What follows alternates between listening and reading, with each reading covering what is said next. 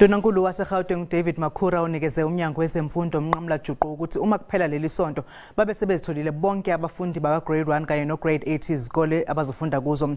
Ezikoleni eziningi izinto zihambe kahle eGauteng. Kepha eCarltonville abafundi badube izifundo ngokuqoza kokuhlinzeka kwezinqalasizinda. Kusenjalo kusaphenywa mayelana nokushiswa kwesikole eVaal.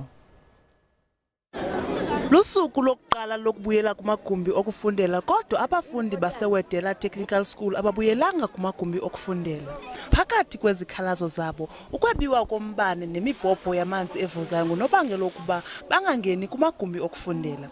Abafundi nabazali bebegcwalise ngaphandle amasango esisikolo bethola abembi bemigodi abangekho mthethweni. Asikwazi nokuthi sithi sithola imfundo ezethu ngoba naba abantu sividubula nangapha kodwa siyafunda into eziningi. Isikolo salapha asina toilet.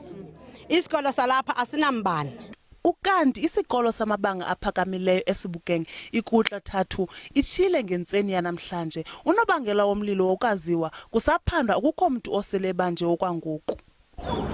Usuku lokuqala luqale kakuhle kwesisikolo neminqano yabo abafundi ekamva eliqaqambileyo iqalile namhlanje.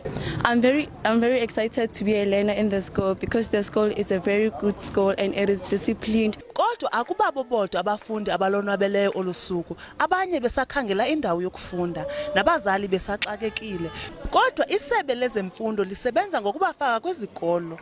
It is a big problem we know in our province, but we are attending to it. The problems that have to do with the placement, all those issues, I want to give him this week to sort that out. And I know all our district offices are chock-a-block, but we have indicated to district offices there must be no parent that is turned down. Everyone that is on the queue, they must be assisted until the last hour.